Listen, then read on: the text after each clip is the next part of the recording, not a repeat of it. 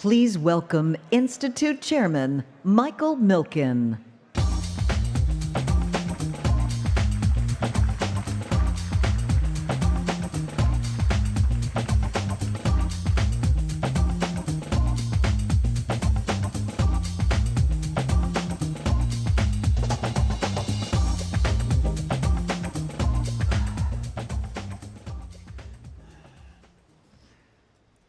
So it's 11:30 on May 6, 2025, and we have a title of this panel, The Next Generation of Leaders in the Investment Management Area, but it has a subtitle, Can You Build the Next Berkshire Hathaway? So Berkshire Hathaway is worth more than 40% more than any other financial institution in the country. But we have two individuals here, Mike Arougheti and Todd Boehly, whose performance of their companies in the last decade or so has far exceeded the rate of return on Berkshire Hathaway. So hopefully you've had a chance to invest in Ares, whose stock is up 746% since May of 14. But unfortunately, you haven't had a chance yet to invest in Eldridge, which is a private company from this standpoint. So our goal today is first to try to understand where they came from, and then we can talk here about how we're going to build their companies for the future. I mentioned to Mike and Todd, you know, it's tough when all the panelists are younger than my children, but chronologic age isn't everything from that standpoint. So let's just start. You're both working on building firms that will endure. So you didn't build your firm for 5 years, you didn't build your firm for 10 years. Neither of you are thinking about selling at this time. As I see it, you have at least another 20 to 30 years of running room from that standpoint. How are you making your organizations to sustain growth well to the next couple decades? Mike, why don't you start? Hi, everybody. Mike, thanks for having us here. This is really just an absolute thrill. For me, it's really two things. I think first is we have to set the right culture and the right mindset for growth. So hopefully, not surprisingly, when we are together as partners at Ares, we spend almost as much time talking about the culture and the process of growing the business as we do talking about the actual execution of the business. And I think part of that is because most financial services companies don't think of themselves as innovators or disruptors. The markets, as we all experience them, tend to be pretty set in their ways, and so we have tried over decades to condition our people to be healthily paranoid about how they're going to get disrupted, but then also to be thinking about where are the new markets for growth, what can we bring that would differentiate us in terms of talent or a new form of capital or a new distribution structure that will allow us to grow. So table setting, the culture is a big part of it. And then you mentioned Berkshire. I think what is so incredible about what they did as a company is they had great culture, but then a simple philosophy about how they created value, and they didn't deviate from it. And so part of what we also try to do is take a whole set of complex strategies in complex markets around the globe and identify what is it that is common in these markets and what is our formula for success, and really boil it down to understand what makes us successful and how do we replicate that. And not to go into all of it, it's about scale, flexibility, deep origination, product expertise, and an undying commitment to building just rigorous, deep relationship networks on both sides for our investors and our investees. And if you keep it simple and kind of stick to what you know in big markets, the growth has kind of taken care of itself. So before I ever hired one, I always used to ask them, why did you go into finance? And I would say to you, in the 70s, excuse me, you might have had people tell you they went into finance to change the world. Today, when I go into these interns at various companies, I ask the question, maybe 1% raise their hand. What is the culture of Ares? Well, we have our core values are collaboration, responsibility, entrepreneurship, self-awareness, which is kind of an interesting one, and trust. Not sure that means a lot to all of you, but if you said, what differentiates the culture? I've been fortunate to build this company with my partners now for almost 30 years, and the leadership group, even though, as Mike pointed out, young with a lot of gas in the tank, have been investing together in volatile markets for a very long time. So there's just a deep sense of collaboration and trust, and I actually think it's not as easy as it may sound. I mean, a lot of organizations don't have the benefit of succeeding and failing together through cycles for that long, and I think that what that's done culturally is, again, created a place where people are willing to take risk. They're actually willing to fail, learn from their mistakes, and kind of keep driving. So I think the top of the list for me, it's just about the collaboration and the collegiality. Well, when you say fail, I really never wanted to hire a trader that hadn't lost money, because I knew on my watch they would lose a lot of money from that standpoint. So if you're going to fail early, and hopefully on someone else's dime from that standpoint. So Todd, I feel like we've known each other already for more than a generation, which is we have. When I was 24, I was running the fixed income research department. I was bogged down by being responsible for governments and investment grade also. I was unable to jettison that responsibility for a few years. But I remember I went up to Hartford and the head of investor from one of the insurance companies told me, do not bring anyone under 30 with me. Okay, doesn't want any young whiz kids who don't have any experience or have any knowledge. And I told him I would not bring anyone under 30 with me. I was 30 for at least the next 6 years. So I think you built a business before you built Eldridge called Guggenheim. What were your goals in building that business with your partners? Well, like Mike said, thank you for having us here. You know, this is, I think, my 16th one of these, and they get more exciting every year. And congratulations on the upcoming opening of the Center for the American Dream. It's going to be really special. And thank you for being one of the founders. Much I appreciated. didn't have any choice. But thank you for thanking me. So I think when we were at Guggenheim, I think, we were young and hard-charging and excited about being able to build something. Here we had the opportunity to develop this amazing brand name that frankly was getting us in rooms that we didn't deserve to be in at the time.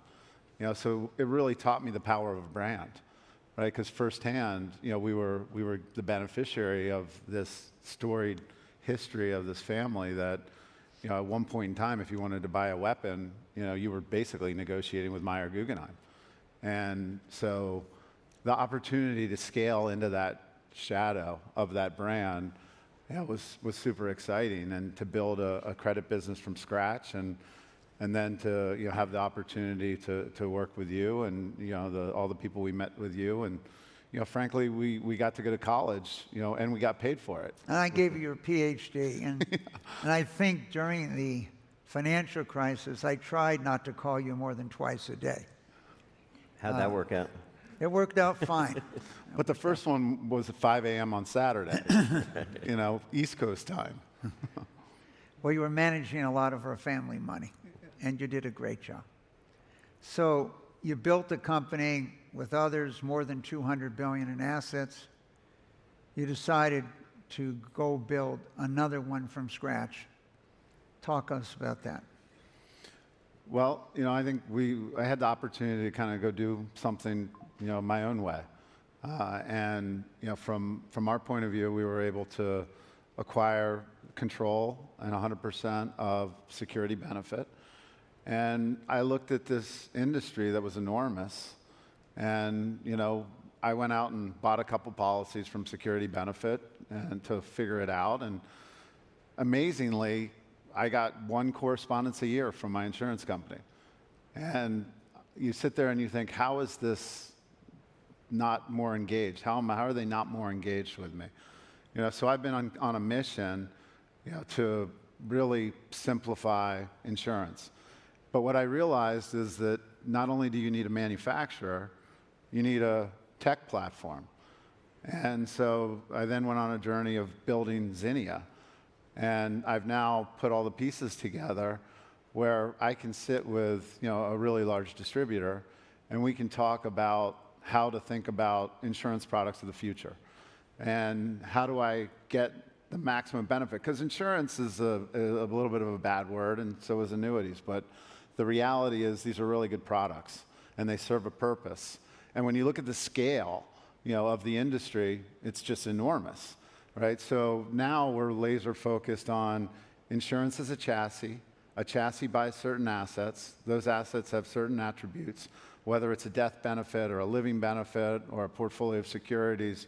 How do we maximize that for you at every point in time, right? And as AI continues to evolve, ultimately this is just a math question, right? And what you want to be able to do is to have the flexibility to be able to have digital interfaces where people can interact with you and change the inputs so you can change the outputs.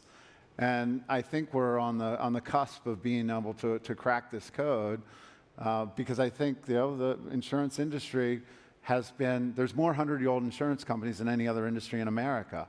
And that's a great thing for the testament of the business model, but it's an awful thing when you think about the tech stacks that these platforms are built on and how inflexible they are. So, you know, I think the combination of being, you know, a manufacturer as well as having, you know, an end-to-end tech platform where you can order a product on our platform and we can manage it all the way to claims resolution, you know, and everything in between, you know, that's really unique. So I'm super excited about finally having all these elements that I've been working hard at to put them all together and then to put it into another gear. So when we think about the environment today, being able to buy an annuity at 5% or more, compounding your money tax-free versus having to buy a U.S. government bond or a corporate bond at 5% and paying 30 to 52% in tax, there seems to be potentially almost unlimited demand for annuities. And how large is Security Benefit today, Todd, now? About $60 billion of assets. And how much, what do you think that'll be in 5 years? I'd like to be north of 100. Okay, so the growth of these insurance companies, the demand is there, the structure of the product, it's very attractive to an individual to compound their money tax-free. Tell us about the other side of the balance sheet.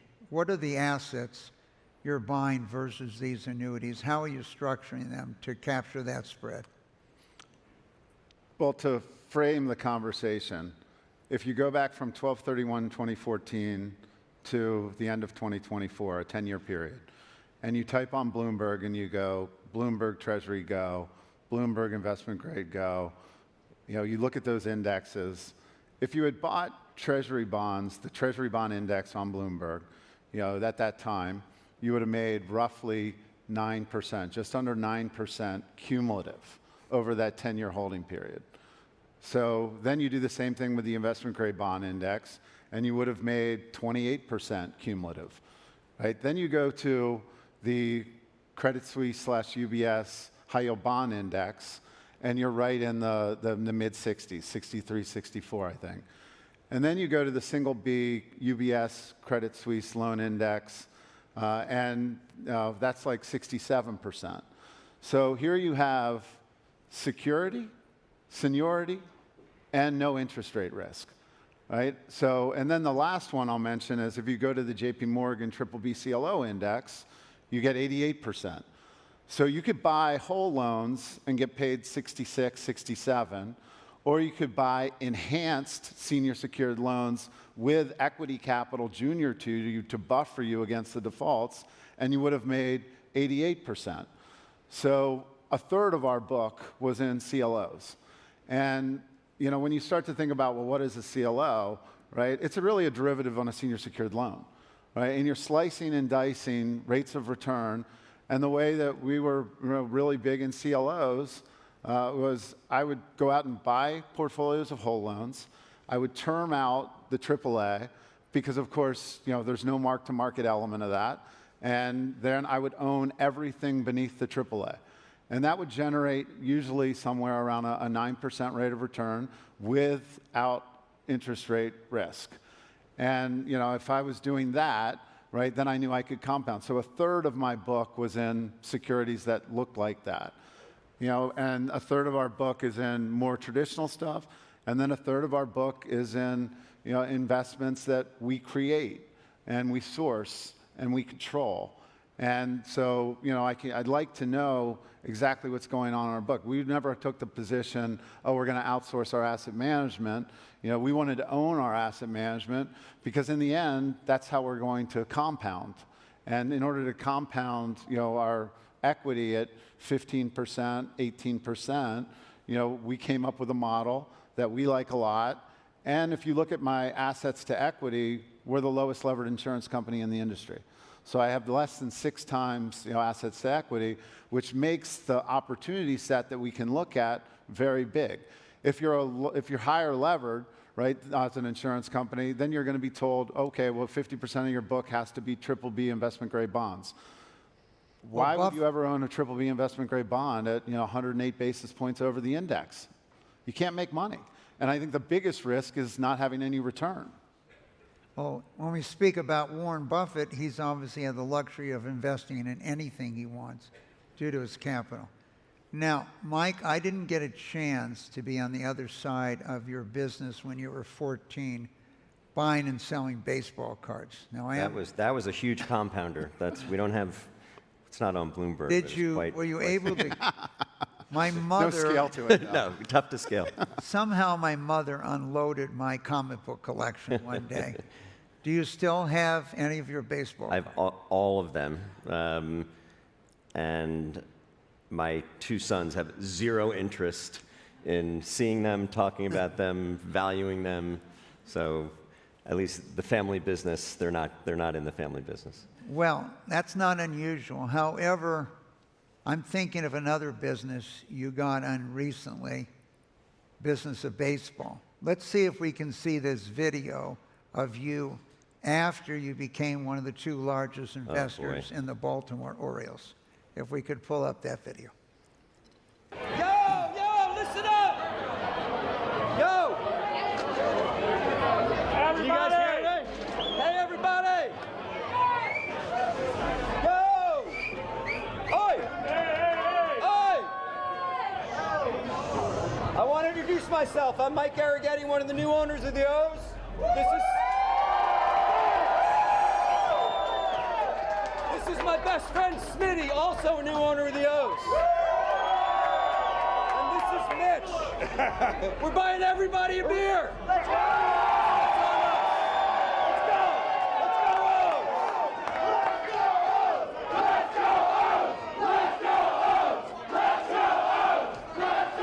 go! My mom would be so proud, Mike. Thanks for sharing that with the world. So let me give a quote from you. We've seen local sports franchises can be better with the community and cities. So some of our goals would be not just to be stewards of the franchise, besides bringing wins and a World Series to Baltimore, would be to make a more meaningful impact on the city. Talk a little bit about that. Yeah, and I think Todd can talk about this too. It's not to say that sports owners of the past weren't good stewards or citizens, but that video, and as enjoyable as it was, I think there's a willingness today to be more accessible as a sports owner, more in the community, more engaged, and I think that the community and the fans respond to that. Baltimore is a unique situation because it's one of the great cities in America. It is rich in history, rich in assets, ports, railroads. research hospitals, universities, but it's also one of the most, segregated communities in America that's structural. And the Orioles kind of sit in the middle of this. What's remarkable about Camden Yards, which I think is one of the great iconic sports venues, it was built as kind of an urban downtown stadium. And I think it transformed the way that people think about stadium architecture, but it resides kind of right on that dividing line within the community. And so it's a little bit of a representation of the challenges of the city, but also the opportunity. And so we want to win, obviously, and as you win, it does good things for the city, but I think you have to come into any situation like that with a view that you have a social responsibility to improve the city that you're in. And I think David Rubenstein, my partner, and others are totally committed to that. It was very interesting, too, because on opening day, last year when we took over the ownership of the team, it was the day after the Key Bridge had collapsed. And so there was this really visceral moment as new owners where we really just felt and understood the importance of the team and the Orioles and the vital role that it could play in the community, and obviously did our best to help with the rebuilding effort and bring some energy into the city when it needed it. So we're just getting started, but that civic engagement piece is as rewarding as the winning piece, particularly when we're not winning as much as we'd like to right now. Well, this will be my 30th year of visiting the ballparks in America. I only got to see you last year in Baltimore. I mean, you missed the first 28 years. But it's very easy to see. Now, is there any truth, I want to check on management succession, that to be the chairman or the CEO of Ares, you have to own a sports team? Is that a requirement? It seems to be a consistent theme. I don't know if it's a requirement, but there's definitely some, I don't know if it's correlation or causation, but obviously my partners are heavily invested in the world of sport as well, I think, for a lot of the same reasons. So I had called Mike many, many years ago and talked about his business development corp. And of all the firms that did a business development corp, all the money managers, his has done better than all of them. And he's had a fantastic record. And he eventually acquired one that was based in Washington that I had been talking to him about, this individual for a decade and couldn't get him to do anything, and you got him to do anything. What differentiated your ability to more successfully manage a business development corp than anyone in the country? I'm going to go back to something that Todd talked about, and you mentioned it too, is the power of compounding. And I don't think people talk about it enough. If you look at Ares, we're growing 20 to 25% per year for a very long time. Half of that is just compounding. And so I think what we did differently were two things, and Todd was in the business back then too, and I think was doing a lot of the same things. Number one, I think we understood early how important owning your own origination was. 20 plus years ago, when we were talking about origination networks and repeatable process, most people thought we were crazy flying around the globe sourcing flow. And the second was just appreciating the power of compounding. And I think all too often people in the credit markets try to be the smartest person who's getting that incremental return for something complicated, but miss that not losing money over long periods of time at a very healthy, double-digit rate is going to outperform almost any other financial instrument that you can own. And so I think in the early days of the BDC market, it's changed now. A lot of folks were taking a lot of risk and not getting paid for it, or they were taking a lot of risk, but on a loss-adjusted basis, were not outperforming us. And so just very early, that compounding effect took hold, and then we were able to come in when the markets were blowing up post the GFC and become a consolidator in that space.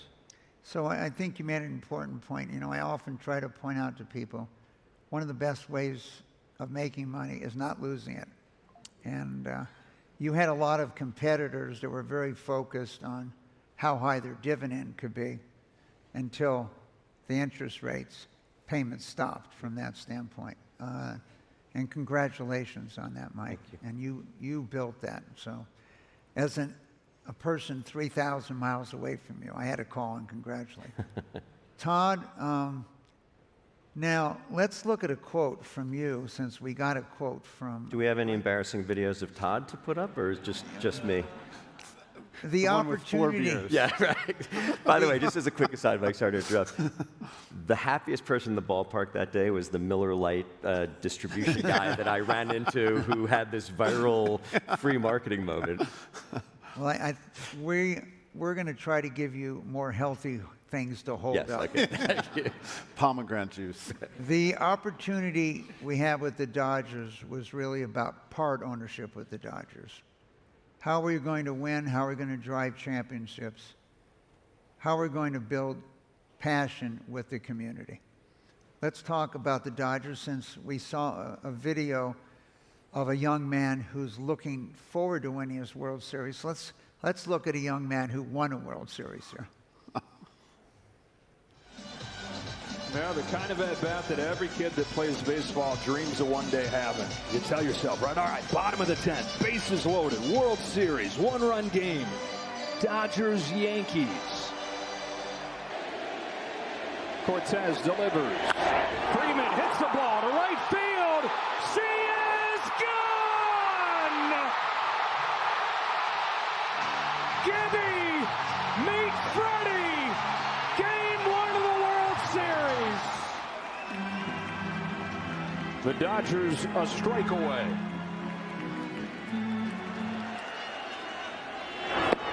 Start the party, Los Angeles. Your Dodgers have won the World Series.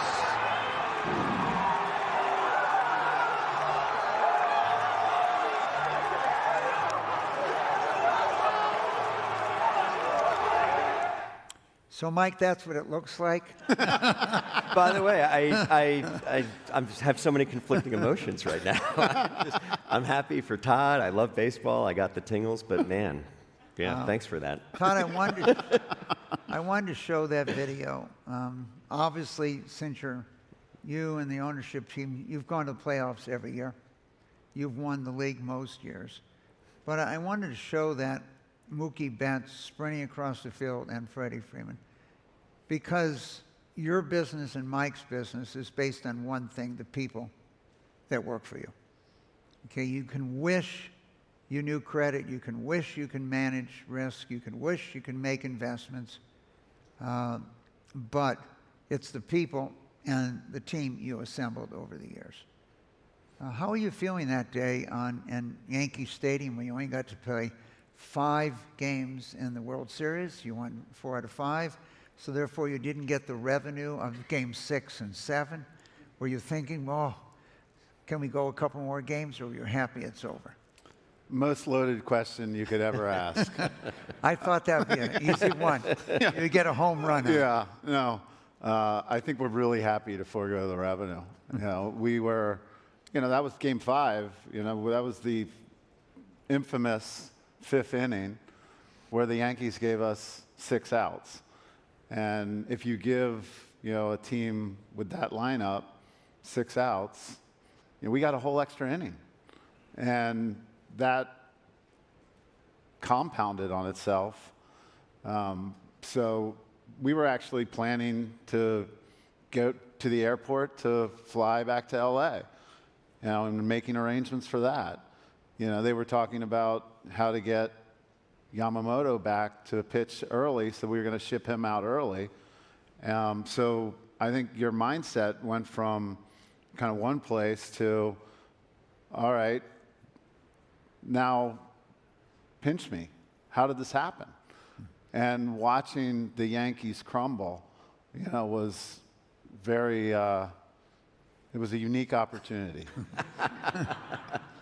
I will say, Mike, because we invest all over the sports landscape, even just watching that, if you're not a baseball fan, and the drama and the randomness of that, there's nothing like unscripted live content in terms of, you just can't create drama like that on any other medium. I mean, it's really remarkable. Yeah, I was in the streets in LA, and a guy came up to me who worked in the tattoo parlor, and he told me he's now given over 200 tattoos away with Freddie with the bat up in the air. I mean, that's what that means to the community. And, you know, to echo a lot of the I apologize, I didn't get one that day. Maybe we'll have to make a wager of some sort. But, you know, to what Mike was saying about kind of culture and community, and what you were saying about culture, whether it's building a asset management team or a sports team, right? These are all people businesses. And so much about what, you know, Mark Walter and Andrew Friedman and Stan Kasten have done is really get the right people, right? Freddie Freeman, right person. Mookie Betts, right person. Shohei Ohtani, Yamamoto, right? I could go on and on. You know, not only are they fantastic baseball players, but their attitudes are top. And to watch that group, I mean, we went into the playoffs. We had in the Yankees team, we had 3 starting pitchers left, right? So our bullpen, you know, put it on their back, you know, coined themselves the Dogs, and, you know, really carried us through. And, you know, Walker Buehler was not supposed to be pitching in Game 5, right? He was supposed to be pitching Game 7. So that fact that, you know, he stepped up and said, you know, if something, I'm just telling you that I'm ready to go. And Andrew looked at him and said, or Brandon Gomes looked at him and said, you're only going if something wonky happens. And then, you know, come the 8th inning, 7th inning, he walked down to the bullpen without telling anyone, you know, and just got ready. So Todd, the building of Berkshire Hathaway, obviously they benefited from the tax shelter of having Geico all these years, benefited from not paying any dividends, so it was compounding during those period of times. But in a sense, they became a mutual fund. They own an insurance company, they own an oil company, they own a pipeline company, they own a candy company in Seas, they own Dairy Queen, and so on. Now, you have somewhat started building that, and the difference, in my opinion, from what you've done and what Buffett has done, Buffett bought companies that existed. He didn't build them.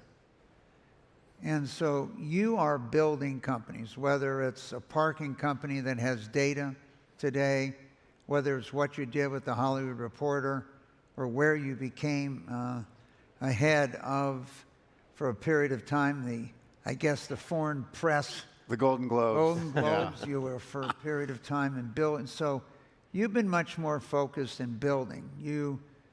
A24 that won all those Academy Awards over the years here from scratch. What do you see the difference between building a company versus going out and buying Coke stock or Apple stock, et cetera, and building your company? Well, I just didn't have any money.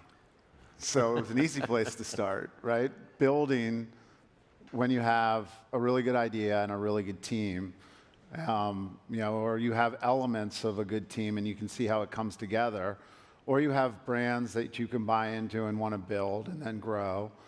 You know, I think these are all various options that you have at any point in time. I think, you know, buying businesses at the right price is a good thing to do. I think buying businesses at the wrong price is a bad thing to do, right? So when I see that I can build something for a fraction of the price, or I have the right people adjacent to me, right, then I'd much rather build than buy, right? Because I think that that's just more value in the proposition. But so I think it's really quite simple. You see an opportunity, you have the people, or you have the strategy, and then you need to find the people, right? So those are the 2 ways that we do it. But we've also bought some businesses too. But you know, I think it's really about, you know, the ability to create something at a right price. If someone was to say to me today, go build a CLO platform or go buy a CLO platform and pay, you know, a ton of money for it, I know I can build it very easily. I have all the raw material to build it. So why would I buy it? You've already built one and sold one to Carlyle, didn't you? I did. So let's talk. You have an investment. Buffett has an investment. Buffett has Netflix, NetJets. You have Flexjet. Compare and contrast those investments. So Flexjet is the only aviation business to decertify a union in the US. And what that allows us to do is it allows us to attach pilots to tails. So every time you are on that plane, you're using the same sets of pilots. So 6 pilots to a plane, 2 assistants to a plane, they just keep rotating. It becomes your plane, whether you own 25% of it, 50%, so that's one of the things that's very unique. 2, we're exclusive with Gulfstream. The G700 is going to change private aviation, in my opinion, right? So we have an exclusive arrangement with them where, the Gulfstream now flies at like a 3,000-foot equivalent, and it is so quiet that it's almost as if, you're in a suburban home. So I think that the element that we have with Gulfstream, and then, of course, why people like to partner with Eldridge is, I bring that over to Oman. So now the new Flexjet FBO is branded Oman, right? Now we're talking about having really special trips with Oman, where, you go to, someone and you say, okay, let's take down one of the Omans for a week. You can have your family for the 3 days, but then we get to fly our customers in for 4 days, and we use it as a really good experience. And of course, if we're, thinking about being strategic, then we want to make sure we maximize that element, and then we'll bring in like a Dolce & Gabbana, and they'll, customize it. So I think being able to bring all these pieces together, really makes for a different element. And the Flexjet brand connectivity, Flexjet's a luxury brand, right? I have 3,000 hours of flight time with people in a cabin, 3 people on average, so 900,000 hours, right? If you're, a big, Cain or one of the big brands, what is that time with that customer worth to you? And right now it doesn't show up on a P&L, right? But I know that, that's probably worth, $100 million a year, right? So you can start to think about, okay, now how do I build into that once I see it? I, for the record, would prefer the Amman trip than the Dodger tattoo if you're actually, if you're So giving Mike, those out. at your current growth rate, in 5 years, if not sooner, you'll be managing $1 trillion in assets. And if I look at Asia, Europe, and the United States, look at all 3 platforms, you're probably the leader in private credit in the world. And just raised maybe the largest private credit fund ever. Yep. What do you need to do as the CEO of your firm if you're going to double the assets of the firm in the next 5 years, and you're going to be managing $1 trillion? What do you have to put in place? Right now, Mike, not a lot. I mean, this goes back to compounding. If you look at the way the business works, the cash flow, NOI, depending on what we're looking at, within the portfolio companies is growing in excess of 10%.